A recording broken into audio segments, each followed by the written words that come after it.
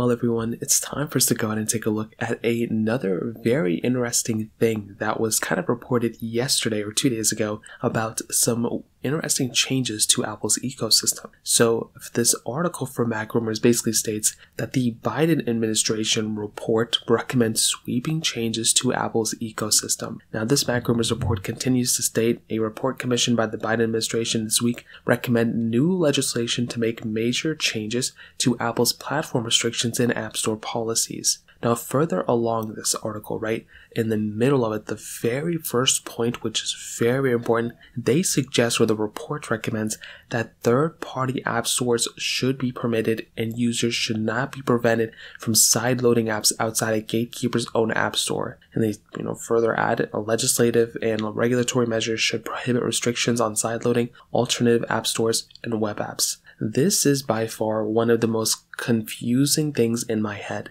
When we think of monopolies in a way, right, we think of, potentially people who have, or companies that have basically like a monopoly of certain, businesses. Maybe they don't allow you to do certain things, or like it's just so powerful and there's just no competition that it basically becomes a monopoly. The App Store from the iPhone App Store, in my opinion, is no different than, it seems to me like it's no different than that. There's no other way you can basically get another application on that ecosystem. And I have no idea how Apple pretty much has gone through these many years and basically haven't allowed us to have that type of capability on our iPhones, which is honestly so wild. Now, I will add, with Google, again, the Google has the ability and gave us the ability pretty much since day one of installing our own, APK files. And because of that, I don't think they're under the same scrutiny. There's a lot of other issues with Android, but that is definitely not one of them. And I feel so free every time I'm on an Android device. And with all the APK files, all the Android phones I've ever owned,